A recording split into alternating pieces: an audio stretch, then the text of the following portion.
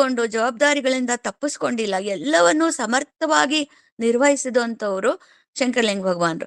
ಆಗ ಆ ಹುಡುಗ ಬೇರೆ ಊರಿಗೆ ಹೋಗಿ ಶಾನುಭೋಗರ ಹತ್ರ ಲೆಕ್ಕ ಬರೆಯೋ ಒಂದು ಕೆಲ್ಸಕ್ಕೆ ಸೇರ್ಕೊಳ್ಳುತ್ತೆ. ವಿದ್ಯಾಭ್ಯಾಸ ತಕ್ಕ ಮಟ್ಟಿಗೆ ಆಗಿರತ್ತೆ. ಹೆಚ್ಚೇನು ವಿದ್ಯಾಭ್ಯಾಸ ಆಗಿರಲ್ಲ, ಸ್ವಲ್ಪನೇ ಆಗಿರುತ್ತೆ. ತಂದೆಯಿಂದನೂ ಕೆಲವು ಒಂದೊಂದು ತಂದೆ ಒಂದು ಬಿಡುವಿನ ಸಮಯದಲ್ಲಿ ಹೇಳ್ಕೊಟ್ಟಿರ್ತಾರೆ. ಆದ್ರೆ ಬಹಳ ಚಾಣಾಕ್ಷ, ಬುದ್ಧಿವಂತ. ಆದ್ರಿಂದ ಅವರು ಅಲ್ಲಿ ಲೆಕ್ಕ ಬರೆಯೋ ಒಂದು ಕೆಲಸಕ್ಕೆ ಸೇರಿಕೊಂಡು ಆಗಿಂದನೇ ದುಡಿಮೆ ಅನ್ನೋದು ಆರಂಭ. ಅಷ್ಟು ಚಿಕ್ಕ ವಯಸ್ಸಿನಲ್ಲೇ ದುಡಿಮೆ ಆರಂಭ ಆಗ್ಬಿಡುತ್ತೆ.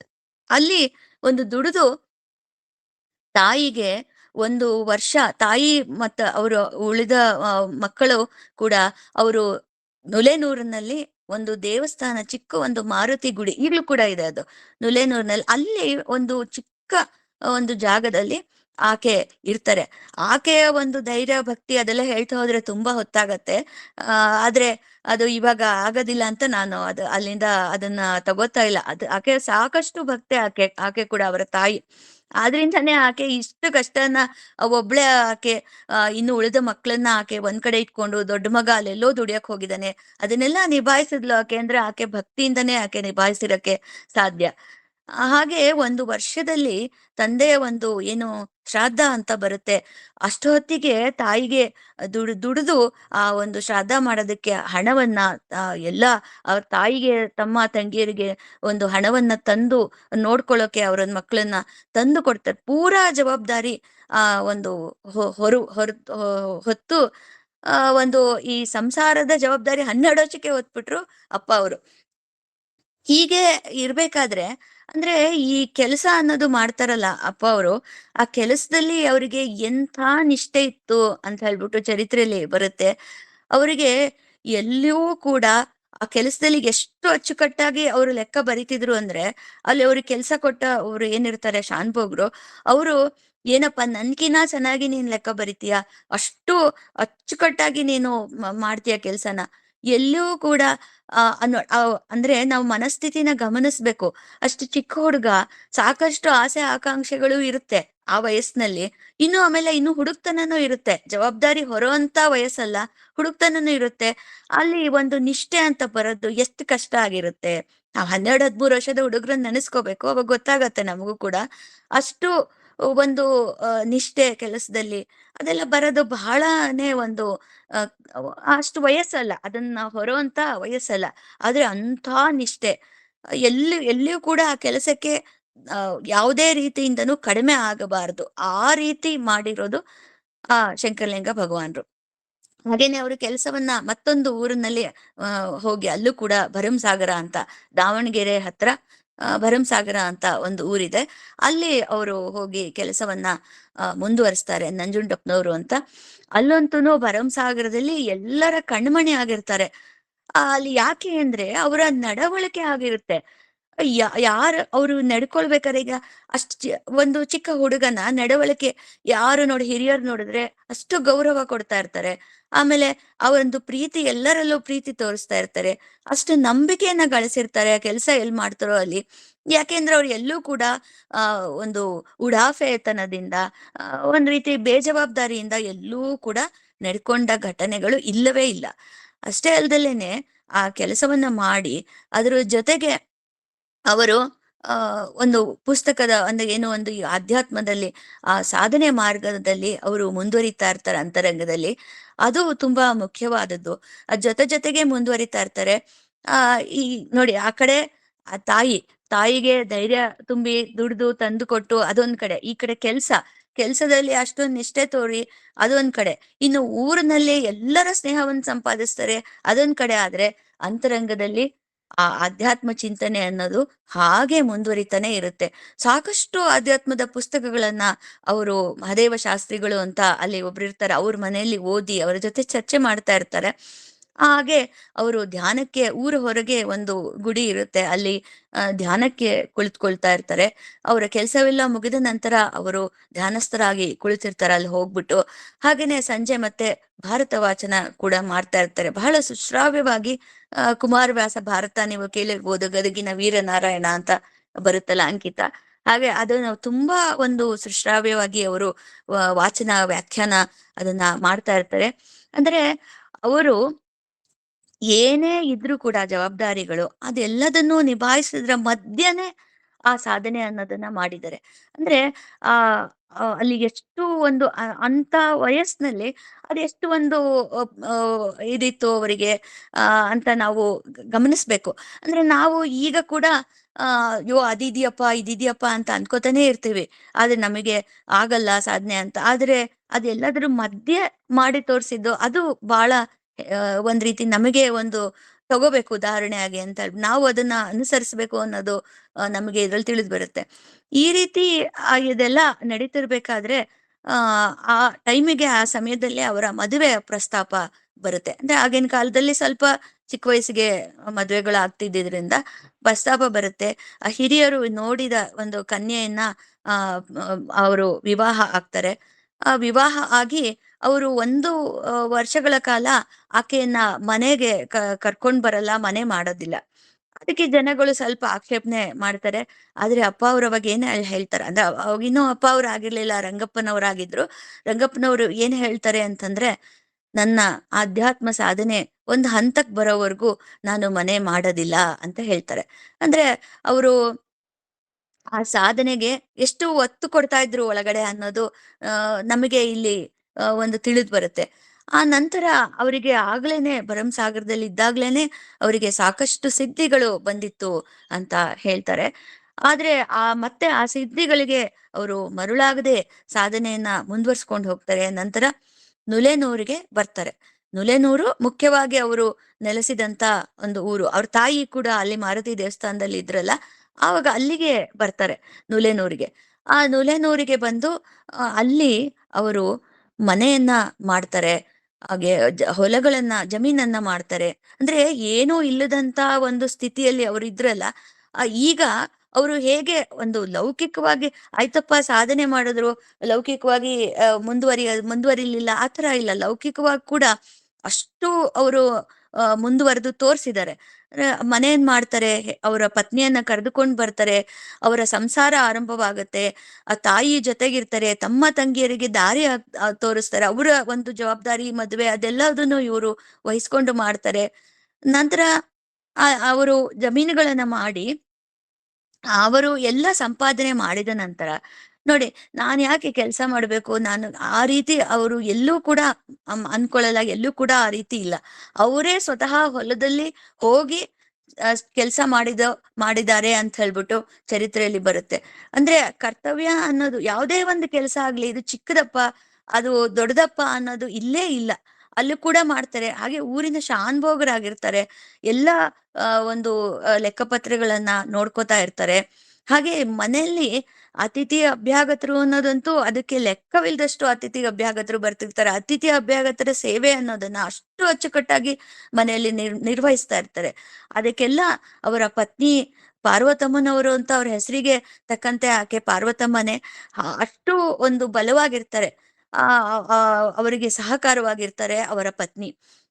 ಅವ್ರಿಗೆ ಎಷ್ಟು ಜವಾಬ್ದಾರಿ ಹೊತ್ತಿದ್ರು ಅಪ್ಪ ಅವರು ಅಂತಂದ್ರೆ, ಇತ್ಲ ಕಡೆ ಶಾನುಭೋಗರಾಗಿದ್ರು, ಲೆಕ್ಕಪತ್ರ ಬರೆಯೋದು ಅದೆಲ್ಲ ಕೆಲಸ. ಕಡೆಗೆ ಅಲ್ಲಿ ಜಮೀನುಗಳು, ಕಡೆಗೆ ಅವರು ನೋಡಿ 80 ಎಕರೆ ಜಮೀನನ್ನ ಅವರು ಮಾಡ್ತಾರಂತೆ. ನೋಡಿ ಎಷ್ಟು ಅಂದ್ರೆ ಏನೋ ನಾವು ಸಾಧನೆ ಮಾಡ್ತೀವಪ್ಪ ಅಂದ್ರೆ ಲೌಕಿಕದಲ್ಲಿ ನಾವು ಏನು ಮಾಡಬಾರ್ದು, ಮುಂದುವರಿಲೇಬಾರ್ದು ಅನ್ನೋದಿಲ್ಲ ಅಂತ ಅದನ್ನ ತೋರಿಸಿದ್ದಾರೆ. ಅವ್ರು ಮಾಡಿ ಅಲ್ಲಿಯೂ ಕೂಡ ಸ್ವತಃ ಅವರು ಎಲ್ಲರೊಂದಿಗೆ ಕೆಲಸ ಮಾಡ್ತಾ ಇದ್ರು. ಅದು ಕೂಡ ಇತ್ತು.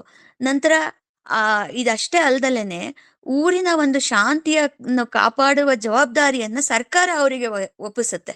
ಆ ಊರಿನಲ್ಲಿ ಈಗ ಹಳ್ಳಿಗಳು ಅಂದ್ರೆ ಅಲ್ಲಿ ಏನೋ ಒಂದ್ ರೀತಿ ಜಗಳಗಳು, ಮನಸ್ತಾಪಗಳು, ಪಂಗಡಗಳು ಅದೆಲ್ಲ ಇರುತ್ತೆ. ಅಲ್ಲಿ ಅದನ್ನೆಲ್ಲ ಅವರು ಅಲ್ಲೂ ಕೂಡ ಇತ್ತು.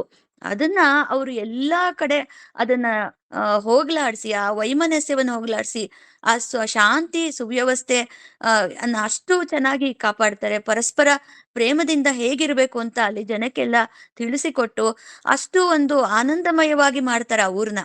ಅಷ್ಟೇ ಅಲ್ದಲೇನೆ ಅಲ್ಲಿನ ದೇವಸ್ಥಾನಗಳಲ್ಲಿ ಕಾಲ ಕಾಲಕ್ಕೆ ಪೂಜೆ ಆಗುವಂತೆ, ಅಲ್ಲಿ ಏನು ಉತ್ಸವಗಳು ನಡಿಬೇಕು ಅದನ್ನ ನಡೆಯುವಂತೆ ಅದನ್ನ ಎಲ್ಲಾ ವ್ಯವಸ್ಥೆ ಮಾಡ್ತಾರೆ.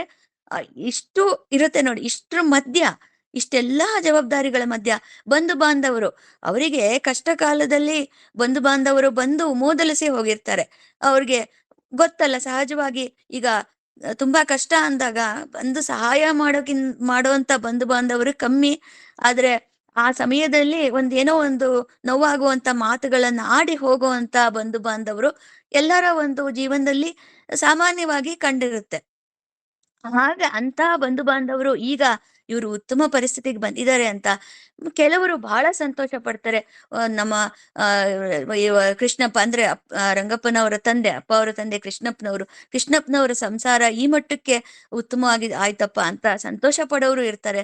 ಹಾಗೇನೆ ಆಗ ಅಂದಿದ್ದವರು ನೋವಾಗುವಂತ ಮಾತಾಡಿದ್ದವ್ರು ಕೂಡ ಈಗ ಸಹಾಯ ಕೇಳ್ಕೊಂಡ್ ಬಂದ್ರೆ ಅವರಿಗೆ ಕೈಲಾದ ಸಹಾಯವನ್ನು ಆ ರಂಗಪ್ಪನವರು ಮಾಡ್ತಾರೆ. ನೋಡಿ, ಇಷ್ಟೆಲ್ಲದ್ರ ಮಧ್ಯೆ ಸಾಧನೆ ಹೇಗ್ ಮಾಡಿದ್ರು ಹಾಗಾದ್ರೆ?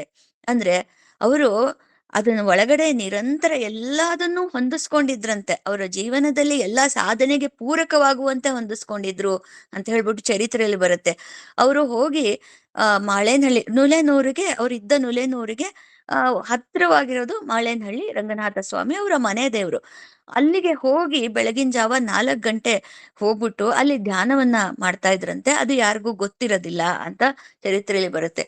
ಅಲ್ಲಿ ಧ್ಯಾನವನ್ನ ಮಾಡಿ ಎಲ್ಲರೂ ಒಂದು ಜನರು ಚಟುವಟಿಕೆಗೆ ಒಳಗಾಗೋದ್ರೊಳಗಾಗಿ ಅವರು ಅಲ್ಲಿಗೆ ವಾಪಸ್ ಬಂದ್ಬಿಡ್ತಾರೆ, ಮನೆಗೆ ವಾಪಸ್ಸು. ಅದು ಯಾರಿಗೂ ಗೊತ್ತಿರೋದಿಲ್ಲ. ಅಂದ್ರೆ ಈಗ ನೀವು ಮಳೆನಳ್ಳಿ ನೋಡಿದ್ರೆ ಸ್ವಲ್ಪ ಊರಾಚೆ ಅಂತಾನೆ ಅನ್ಸತ್ತೆ. ಆದ್ರೆ ಆಗಿನ ಕಾಲದಲ್ಲಿ ಅದು ಕಾಡಿನ ಮಧ್ಯೆ ಇದ್ದಂಥದ್ದು.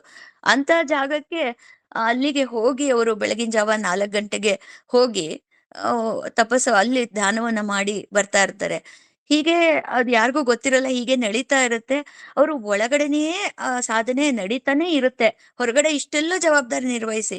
ಆದ್ರಿಂದ ನಾವು ಎಲ್ಲೂ ಅನ್ಲೇ ಕೂಡ್ದು ನಮಗೆ ಜವಾಬ್ದಾರಿ ಇದೆಯಪ್ಪ, ಅಷ್ಟೊಂದಿದೆ ಇಷ್ಟೊಂದಿದೆ ಜವಾಬ್ದಾರಿ, ಅದಕ್ಕೆ ನಮಗ್ ಸಾಧನೆ ಆಗಲ್ಲ ಅಂತ ಎಲ್ಲೂ ಕೂಡ ನಾವು ಅನ್ನಬಾರ್ದು ಅಂತಾನೆ ಅಪ್ಪ ಅವರು ಮಾಡಿ ತೋರಿಸಿದಾರೆ ಸ್ವತಃ ತಾವೇ.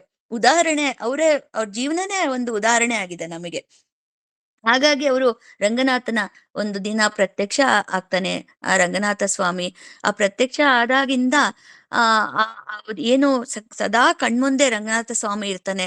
ಆಗ ಆ ಒಂದು ದಿನ ರಂಗನಾಥ ಸ್ವಾಮಿ ಏನ್ ಬೇಕಪ್ಪ ನಿನಗೆ ಅಂತ ಕೇಳಿದ್ರೆ, ನನಗೆ ಮುಕ್ತಿ ಬೇಕು ಅಂತ ಅಪ್ಪ ಅವರು ಕೇಳ್ತಾರೆ. ಬೇರೆ ಇನ್ನೇನು ಕೇಳಲ್ಲ, ಮುಕ್ತಿ ಬೇಕು ಅಂತ ಕೇಳ್ತಾರೆ. ಅದು ಗುರು ಬೇಕಪ್ಪ ಅಂತ ಹೇಳ್ಬಿಟ್ಟು ರಂಗನಾಥ ಸ್ವಾಮಿ, ನೀನು 48 ದಿನ ಅಂದ್ರೆ ಒಂದು ಮಂಡಲ ಕಾಲ ಮಾರುತಿ ಸೇವೆಯನ್ನ ಮಾಡು, ಆಗ ನಿನಗೆ ಗುರುವು ತಾನಾಗಿ ಮನೆ ಬಾಗ್ಲಿಗೆ ಬರ್ತಾನೆ ಅಂತ ರಂಗನಾಥ ಸ್ವಾಮಿ ಹೇಳ್ತಾನೆ. ಅದೇ ಪ್ರಕಾರ ಮಾರುತಿಯ ಒಂದು ಸೇವೆಯನ್ನು ಮಾಡ್ತಾರೆ ಮನೆಯಲ್ಲಿ.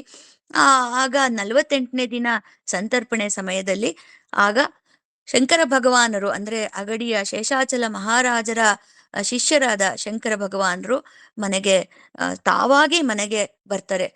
ಅವ್ರು ಇನ್ನೇನು ಸಂತರ್ಪಣೆ ಆಗ್ಬೇಕು, ಎಲ್ಲರೂ ಊಟ ಆರಂಭ ಮಾಡ್ಬೇಕು. ಆಗ ಸರಿಯಾದ ಸಮಯಕ್ಕೆ ಶಂಕರ ಭಗವಾನರು ಗಾಡಿ ಒಳಗಡೆ ಎತ್ತಿನ ಒಂದು ಬಂಡಿಯಲ್ಲಿ ಮನೆಗೆ ಬರ್ತಾರೆ.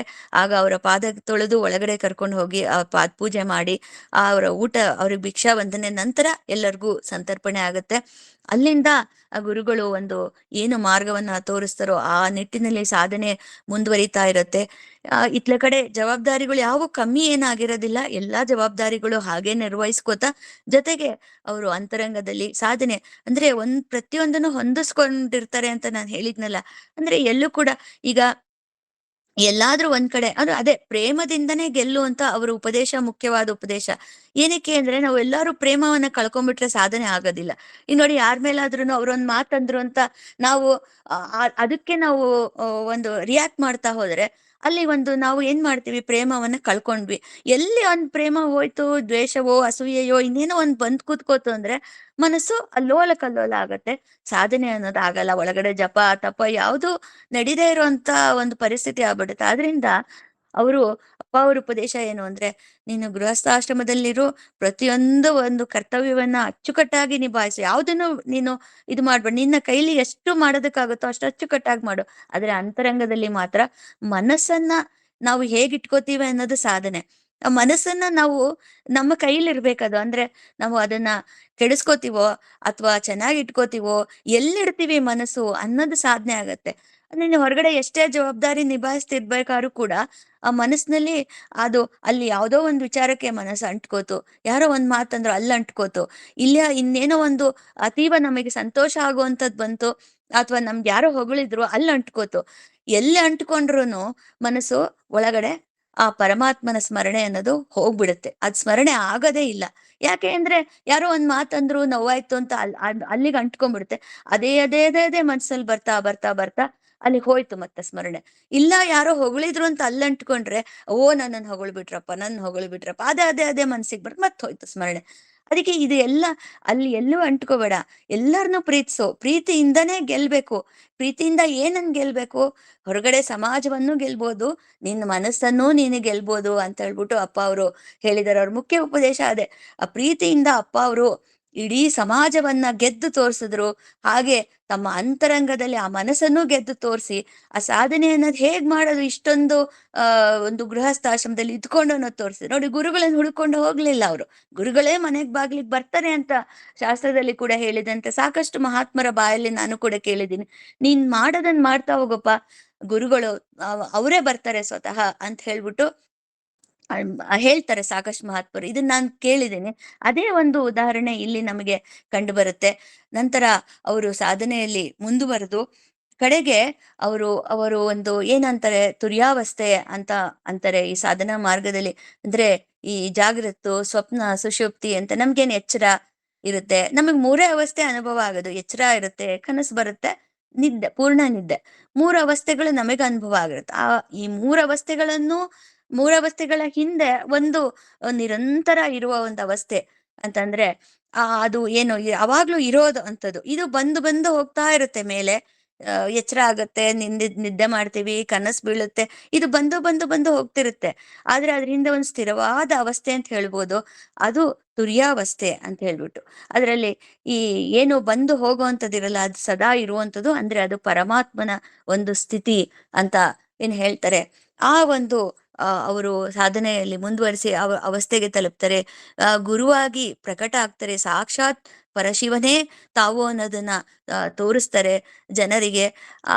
ಸಾಕಷ್ಟು ಬೋಧೆ ಮಾಡ್ತಾರೆ. ಅವರ ಉಪದೇಶಗಳು ಅವ್ರು ಕೇಳ್ತಾ ಇದ್ರೆ ಹೇಗೆ ಅಂದ್ರೆ ಜನರಿಗೆ ಹಸಿವೆ ಆಗ್ತಿರ್ಲಿಲ್ಲಂತೆ, ನಿದ್ದೆ ಬರ್ತಿರ್ಲಿಲ್ಲಂತೆ, ಹಾಗಿರ್ತಿತ್ತು ಅಷ್ಟು. ಅಂದ್ರೆ ಲೌಕಿಕರಲ್ಲಿ ಗುರುವಾಗಿ ಪ್ರಕಟವಾಗಿ ಸತತ ಅವರು 17 ದಿನಗಳ ಕಾಲ ಆಹಾರವನ್ನು ಸ್ವೀಕರಿಸ್ದಲೇನೆ ಅವರು ಬೋಧೆ ಮಾಡ್ತಾರೆ. ಜನ ಕೂಡ ಹಾಗೆ ಹಗಲು ರಾತ್ರಿ ಬೋಧೆ ಮಾಡ್ತಾರೆ. ಜನಗಳು ಕೂಡ ಹಾಗೇನೆ, ಅವ್ರಿಗೆ ಹಸಿವೆ ನಿದ್ದೆ ಬಾಧೆನೇ ಇರ್ತಾ ಇರ್ಲಿಲ್ಲ. ಆ ರೀತಿ ಅವರ ಉಪದೇಶವನ್ನ ಕೇಳ್ತಾ ಇರ್ತಾರಂತೆ. ಅಷ್ಟು ಮನಸ್ಸಿಗೆ ಅದು ಸಮಾಧಾನ, ನೆಮ್ಮದಿಯನ್ನು ಕೊಡದಂತೆ.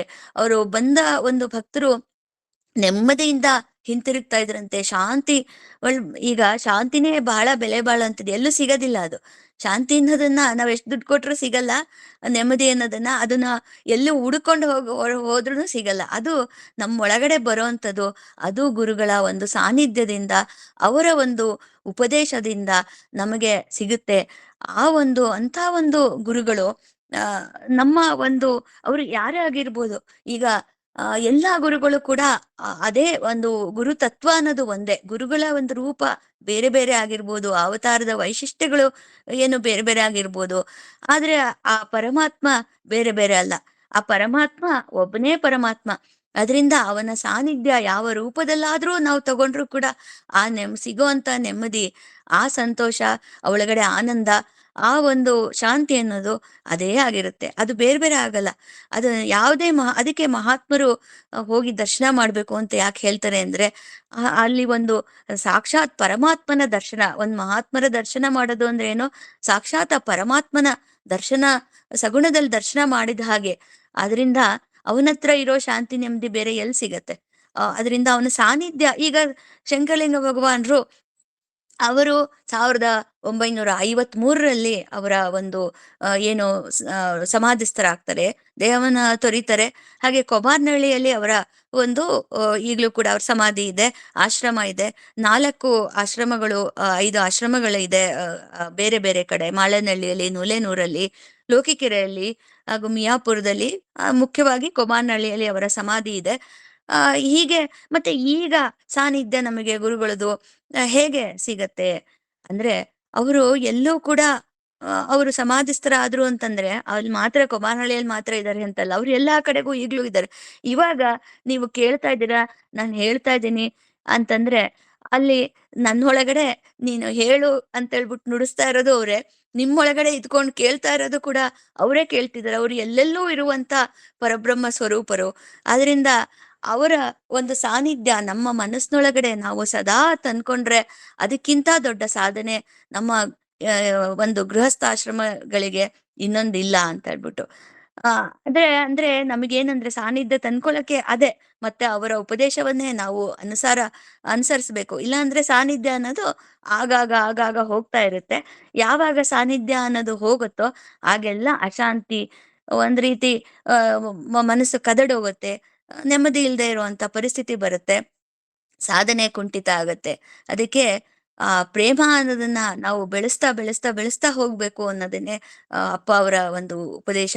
ಆ ಪ್ರೇಮವನ್ನ ನಾವು ನೋಡಿ ಎಷ್ಟು ಬೆಳೆಸ್ತೀವೋ, ನಾವು ಆಗ್ಲಿ ಬಿಡಪ್ಪ ಏನೋ ಒಂದ್ ಅಂದ ಅದೇನ ಅಲ್ಲಿಗೆ ಅವ್ರ ಬಗ್ಗೆ ದ್ವೇಷವನ್ನ ಬೆಳೆಸ್ಕೊಂಡ್ಬಿಡೋದು. ಈ ತರ ಮಾಡದೆ ಹೋದ್ರೆ ಆ ಪ್ರೇಮವನ್ನ ಎಲ್ಲ ಎಷ್ಟು ನಾವು ವಿಶಾಲ ಆಗ್ತಾ ಹೋಗ್ತೀವಿ. ಪ್ರೇಮವನ್ನ ಬೆಳೆಸ್ದಂಗುನು ನಾವು ಒಳಗಡೆ ವಿಶಾಲ ಆಗ್ತೀವಿ. ಓ ನನ್ನ ಚೇತನ ಆಗು ನೀ ಅನಿಕೇತನ. ಅಂದ್ರೆ ಒಳಗಡೆ ವಿಶಾಲ ಆಗ್ತಾ ಹೋಗೋದೇ ಸಾಧನೆ. ಅದು ಬಿಟ್ಟು ಬೇರೆ ಸಾಧನೆ ಏನಿದೆ? ನಾವು ಸಂಕುಚಿತ ಆದಷ್ಟು ನಾವು ಮತ್ತೆ ಸಾಮಾನ್ಯ ಮನುಷ್ಯರಾಗ್ತೀವಿ, ಸಾಮಾನ್ಯ ಜೀವಿ ಆಗ್ತೀವಿ. ಇನ್ನೂ ಸಂಕುಚಿತ ಆದ್ರೆ ಮತ್ತೆ ನಾವು ಒಂದು ಕೆಳ ಜನ್ಮವನ್ನ ಅಂತ ಏನ್ ಹೇಳ್ತಾರೆ, ಮತ್ತೆ ಹೀನ ಯೋನಿ, ಮನುಷ್ಯ ಜನ್ಮದಿಂದ ಇನ್ನೂ ಕೆಳಕಡೆ ಜಾರ್ತಾ ಹೋಗ್ತೀವಿ. ಇಲ್ಲಿಂದ ಮುಂದಕ್ಕೆ ಹೋಗ್ಬೇಕು ಹೊರತು ನಾವು ಹಿಂದಕ್ಕೆ ಹೋಗ್ಬಾರ್ದು. ಅಂದ್ರೆ ಈ ನಿಟ್ಟಿನಲ್ಲಿ ಸಾಗಕ್ಕೆ ನಾವು ಪ್ರೇಮವನ್ನ ಬೆಳೆಸ್ಬೇಕು. ಹಾಗೆ ಅವರ ಉಪದೇಶಗಳು ಯಾವುದೇ ಗುರುಗಳಿರ್ಲಿ, ಅವರ ಒಂದು ನಮಗೆ ಎಲ್ಲಿ ಒಂದು ಮನಸ್ಸು ಅನ್ನೋದು ನಿಂತಿದೆಯೋ, ಯಾವ ಒಂದು ರೂಪದಲ್ಲಿ ನಿಂತಿದೆಯೋ ಆ ರೂಪದಲ್ಲಿ ನಾವು ಅವನನ್ನ, ಆ ಪರಮಾತ್ಮನನ್ನ ಸಂಪೂರ್ಣವಾಗಿ ಅವನ ಆಶ್ರಯ ತೆಗೆದುಕೊಂಡು ಮನಸ್ಸಿನಲ್ಲಿ ಅವರ ಒಂದು ಉಪದೇಶಗಳನ್ನ ಪಾಲಿಸದೆ ಅವರ ಸಾನ್ನಿಧ್ಯ ಈಗಲೂ ಕೂಡ ನಾವು ಶಂಕರಲಿಂಗ ಭಗವಾನರ ಸಾನ್ನಿಧ್ಯವನ್ನ ನಮ್ಮೊಳಗೆ ನಾವು ಅನುಭವಿಸ್ಬೋದು. ಸಕ್ರಿಯಪಟ್ಟಣದ ಗುರುಗಳ ಸಾನ್ನಿಧ್ಯವನ್ನ ನಮ್ಮೊಳಗೆ ನಾವು ಅನುಭವಿಸ್ಬೋದು. ಸಮರ್ಥ ರಾಮದಾಸರ ಆರಾಧನೆ ಇವತ್ತು ಅವರ ಒಂದು ಸಾನ್ನಿಧ್ಯವನ್ನ ಅವರ ಎಲ್ಲಿ ಹೇಗೆ ಅನುಭವಿಸ್ಬೋದು? ಅವರ ಚರಿತ್ರೆಯನ್ನು ಓದೋದ್ರ ಮೂಲಕ, ಅವರ ಉಪದೇಶವನ್ನ ನಾವು ಓದೋದ್ರ ಮೂಲಕ, ಬರೀ ಓದೋದಲ್ಲ, ಅದನ್ನ ನಮ್ಮ ಕೈಲಾದಷ್ಟು ನಾವು ನಮ್ಮ ಜೀವನದಲ್ಲಿ ಅಳವಡಿಸ್ಕೊಳ್ಳೋದ್ರ ಮೂಲಕ ಅವರ ಸಾನ್ನಿಧ್ಯ ನಮಗೆ ಈಗಲೂ ಕೂಡ ಸಿಗುತ್ತೆ. ಅವರಿದ್ದಾರೆ ಅಂತ ಈಗಲೂ ಕೂಡ ಅವ್ರು ಯಾರು ಕೂಡ ಸಮಾಧಿಸ್ಥರಾಗಿದ್ದಾರೆ ಅಂದ್ರೆ ಅವರು ಇಲ್ಲ ಅನ್ನೋದು ಅರ್ಥ ಅಲ್ಲ. ಅವ್ರು ಈಗ್ಲೂ ಕೂಡ ಇದ್ದಾರೆ. ಅವ್ರ ಸಾನ್ನಿಧ್ಯ ನಾವು ಪಡ್ಕೊಳ್ಳೋಣ ಅಂತ ನಾನು ಹೇಳ್ತಾ ಇಂದಿನ ಒಂದು ಮಾತುಗಳನ್ನ ಮುಗಿಸ್ತಾ ಇದ್ದೀನಿ. ಬಹಳಷ್ಟು ವಿಷಯಗಳಿತ್ತು. ಅಪ್ಪ ಅವ್ರ ಬಗ್ಗೆ ಹೇಳ್ಬೇಕು ಅಂದ್ರೆ ನಿಜವಾಗ್ಲೂ ನನಗೆ ಒಂದ್ ರೀತಿ ಹಿಂಜರಿಕೆ. ಯಾಕೆ ಅಂತಂದ್ರೆ ಅವನ್ ಏನು ಒಂದ್ ಚರಿತ್ರೆ ಅನ್ನೋದು ಅಪಾರ ಅದು. ಅಂದ್ರೆ ಅದು ಹೇಗೆ ಹೇಳೋದು, ಅದನ್ನ ಯಾವ್ದ್ ಹೇಳೋದು ಯಾವ್ದ್ ಬಿಡೋದು ಅನ್ನೋದೇ ಒಂದು ತಿಳಿದಾಗ ಆಗ್ಬಿಡುತ್ತೆ. ಅಪ್ಪ ಅವ್ರ ಬಗ್ಗೆ ಹೇಳ್ಬೇಕು ಅಂದ್ರೆ ಬಾಯಿ ಕಟ್ಟದಂಗ ಆಗ್ಬಿಡುತ್ತೆ. ಅಂದ್ರೆ ಏನ್ ಹೇಳೋದಪ್ಪ, ನೀನ್ ಮಹಾತ್ಮ, ನಿನ್ ಬಗ್ಗೆ ನನ್ಗೆ ಏನ್ ಹೇಳಕ್ ಬರುತ್ತೆ? ಏನು ಬರಲ್ಲ ಅಂತ ಅನ್ಸ್ಬಿಡುತ್ತೆ. ಅಷ್ಟು ಒಂದ್ ರೀತಿ ಅವನು ಆ ಒಂದು ಅಪಾರತೆ ಮುಂದೆ ನಮ್ಮ ಒಂದು ಮಾತುಗಳು ಇಲ್ದಂಗ ಆಗೋಗ್ಬಿಡುತ್ತೆ. ಅವನ್ನ ಹೇಗೆ ಹೇಳೋದು? ಈಗ್ಲೂ ಕೂಡ ನಾನು ಏನ್ ಹೇಳಿದ್ದೀನಿ ಅನ್ನೋದು ನನಗೆ ಇನ್ನು ಎಷ್ಟಿದೆ ಹೇಳಕ್ಕೆ. ಆದ್ರೆ ಹೇಳಕ್ಕೆ ಎಲ್ಲದೂ ಹೇಳಕ್ಕೂ ಆಗಲ್ಲ. ಮತ್ತೆ ಒಂದು ಏನು ಅವನು ಏನ್ ಹೇಳಿಸ್ತಾನೋ ಅದಷ್ಟೇ. ನಮ್ಗೆ ಹೇಳ್ತೀನಿ ಅಂದ್ರೆ ಎಲ್ಲಾಗತ್ತೆ? ಆ ಪರಮಾತ್ಮನ ವರ್ಣಿಸಲು ನಮಗ ಸಾಧ್ಯನೇ ಇಲ್ಲ. ನಮ್ಮ ಮಾತುಗಳಿಂದ ವರ್ಣಿಸೋದಕ್ ಆಗದೇ ಇಲ್ಲ. ಹಾಗಾಗಿ ಏನೋ ಒಂದು ಅವನು ತೋಚಿಸ್ತಾನ ಆ ಸಂದರ್ಭಕ್ಕೆ. ಇವತ್ತು ದಾಸನವಮಿ, ಸರಿ ಹೇಳ್ಬಿಡೋಣ ಅಂತ ಹೇಳ್ಬಿಟ್ಟು ಅದೇನೋ ಒಂದ್ 4 ಮಾತು ಹೇಳಿದ್ದೀನಿ. ಆದ್ರೆ ನಿಜವಾಗ್ಲೂ ಅಪ್ಪ ಅವರ ಒಂದು ಶಂಕರಲಿಂಗ ಭಗವಾನರ ಒಂದು ಚರಿತ್ರೆಯನ್ನ ಯಾರಾದ್ರೂ ಆಸಕ್ತಿ ಇದ್ದಲ್ಲಿ ಓದಿದ್ರೆ ಅದು ತುಂಬಾನೇ ಒಂದು ಗೃಹಸ್ಥಾಶ್ರಮದ ಭಕ್ತರಿಗೆ, ಅಂದ್ರೆ ಸಾಕಷ್ಟು ಬೇರೆ ಗೃಹಸ್ಥಾಶ್ರಮದಲ್ಲಿ ಇರೋರ್ದ್ ಮಾತ್ರ ಉದ್ಧಾರ ಮಾಡಿದ್ದಾರೆ ಅಂತಲ್ಲ. ಸನ್ಯಾಸಿಗಳು ಬಂದಿದ್ದಾರೆ ಅವ್ರ ಹತ್ರ, ಬೇರೆ ಬೇರೆ ಜನಾಂಗದವರು ಬಂದಿರ್ತಾರೆ, ಮುಸಲ್ಮಾನರು ಕೂಡ ಅವರ ಒಂದು ಶಿಷ್ಯರಾಗಿದ್ರು. ಹಾಗೆ ಬೇರೆ ಬೇರೆ ಒಂದು ಕ್ರಿಶ್ಚಿಯನ್ ಕೂಡ ಬಂದಿದ್ದಾರೆ. ಅವ್ರಿಗೆ ಯಾರು ಬಂದ್ರು ಅವನಿಗೆ ಭೇದ ಇಲ್ಲ. ಅವನು ಪರಮಾತ್ಮ ಅವನು ಉದ್ಧಾರ ಮಾಡೇ ಮಾಡ್ತಾನೆ. ಶಂಕರಲಿಂಗ ಭಗವಾನರು ಹೇಳ್ತಾರೆ, ಯಾರಾದ್ರೂ ಹೋಗ್ತಾ ದಾರಿಯಲ್ಲಿ ನನ್ನನ್ನ ತಿರುಗಿ ನೋಡಿದವರನ್ನು ಉದ್ಧಾರ ಮಾಡ್ತೀನಿ, ನನಗೆ ಶತ್ರುಗಳೇ ಇಲ್ಲ ನನ್ನನ್ನ ದ್ವೇಷ ಮಾಡಿದ್ರೂ ಕೂಡ ನಾನು ಅವರನ್ನು ಉದ್ಧಾರ ಮಾಡ್ತೀನಿ ಅಂತ ಹೇಳ್ತಾರೆ ಶಂಕರಲಿಂಗ ಭಗವಾನ್ರು. ನನ್ನ ಎಲ್ಲಾ ಭಕ್ತರನ್ನ 7 ಜನ್ಮಗಳೊಳಗಾಗಿ ಉದ್ಧಾರ ಮಾಡ್ತೀನಿ ಅಂತ ಹೇಳಿದ್ದಾರೆ. ಅವರ ಉಪದೇಶಾಮೃತವಂತೂ ಸವಿತಾ ಇದ್ರೆ ಅದಕ್ಕೆ ಒಂದ್ ರೀತಿ ಇದೇ ಇಲ್ಲ. ಆ ಚರಿತ್ರೆಯನ್ನ ಅಷ್ಟು ಚೆನ್ನಾಗಿ ಬರ್ದಿದ್ದಾರೆ ಅರಸೆಯವರು ಕೂಡ. ಅದನ್ನ ಖ್ಯಾತ ಲೇಖಕರು, ಸಾಹಿತಿಗಳು, ಸೇತುರಾಮ, ಸೇತುರಾಮನ್ ಅವರು. ಅದನ್ನ ಯಾರ ಆಸಕ್ತಿ ಇದ್ದವರು ಓದಿದ್ರೆ ನಿಜವಾಗ್ಲೂ ಅದರ ಒಂದು ಅನುಭವ ಪಡಿಬೋದು. 1 ಗಂಟೆ ಸಮಯದಲ್ಲಿ ನಾನು ಏನ್ ತೋಚುತ್ತೋ ಅದನ್ನ ಹೇಳಿದ್ದೀನಿ. ಅದು ತಾವು ಹೇಳದೇ ಇರೋ ವಿಚಾರಗಳಿಗೆ ಆ ನಾನು ಒಂದ್ ರೀತಿ ಕ್ಷಮೆ ಯಾಚಿಸ್ಬೇಕು ಅಂತ. ಯಾಕೆಂದ್ರೆ ಅವ್ನ್ ಮಹಿಮೆ ಇನ್ನೂ ಹೇಳಿಲ್ವಲ್ಲಪ್ಪ, ಅದಿತ್ತು ಇದಿತ್ತು ಅಂತ ನನಗ್ ಅನ್ಸುತ್ತೆ. ಹಂಗಾಗಿ ಅದಕ್ಕೆ ನಾನು ಕ್ಷಮೆ ಯಾಚಿಸ್ತೇನೆ. ಹಾಗೇನೆ ಇನ್ನೊಂದು ವಿಚಾರ ಅಂದ್ರೆ, ಸದ್ಯದಲ್ಲೇನೆ ಅಂದ್ರೆ ಫೆಬ್ರವರಿ 19, 20, 20ನೇ ತಾರೀಕು ಅಪ್ಪ ಅವರ ಆರಾಧನೆ ಕೂಡ ಇದೆ. ಕೊಮಾನಹಳ್ಳಿಯಲ್ಲಿ ವಿಜೃಂಭಣೆಯಿಂದ ಅಪ್ಪ ಅವರ ಆರಾಧನೆ ನಡೆಯುತ್ತೆ. ಕೊಮಾನಹಳ್ಳಿ ರಂಗನಾಥ ಆಶ್ರಮ ಅಂತ ಅವರ ಸಮಾಧಿ ಸ್ಥಳ ಏನಿದೆ ಅಲ್ಲಿ ಆಶ್ರಮವಿದೆ. ಪಕ್ಕದಲ್ಲೇನೆ ಹೆಳವನಕಟ್ಟೆ ರಂಗನಾಥ ಸ್ವಾಮಿಯ ದೇವಾಲಯ ಇದೆ. ನಿಮಗೆ ಗೊತ್ತಿರ್ಬೋದು, ಹೆಳವನಕಟ್ಟೆ ಗಿರಿಯಮ್ಮನವರ ಅವರು ತಪಸ್ ಮಾಡಿದ ಒಂದು ಜಾಗ ಅದು. ಅದರ ಪಕ್ಕದಲ್ಲೇನೆ ನಮ್ಮ ಅಪ್ಪ ಅವರ ಸಮಾಧಿ ರಂಗನಾಥ ಆಶ್ರಮ ಇದೆ. ಅಲ್ಲಿ 19, 20ನೇ ತಾರೀಕು ಆರಾಧನೆ ನಡೆಯುತ್ತೆ. ತಾವುಗಳು ಯಾರಾದ್ರೂ ಆಸಕ್ತಿ ಇರೋರು ಹೋಗ್ಬಿಟ್ಟು ಆರಾಧನೆಯಲ್ಲಿ ಭಾಗವಹಿಸಿ ಅವರ ಕೃಪೆಗೆ ನಾವೆಲ್ಲರೂ ಪಾತ್ರರಾಗೋಣ ಅಂತ ಹೇಳ್ತಾ ನನ್ನ 2 ಮಾತುಗಳನ್ನ ಗುರುವಿನ ಪಾದಗಳಲ್ಲಿ ಅರ್ಪಿಸ್ತೇನೆ. ಭಕ್ತಮಾನಸ ಹಂಸಾಯ ಸಚ್ಚಿದಾನಂದ ರೂಪಿಣೆ ನಮಃ ಶಂಕರಲಿಂಗಾಯ ನಮಃ ಸದ್ಗುರುಮೂರ್ತಯೇ ನಮಃ. ಶ್ರೀ ಶಂಕರಲಿಂಗಾರ್ಪಣಮಸ್ತು. ಜೈ ಗುರುದೇವ ದತ್ತ. ಜೈ ಶಂಕರಲಿಂಗ. ನಮಸ್ತೆ ಎಲ್ಲರಿಗೂ.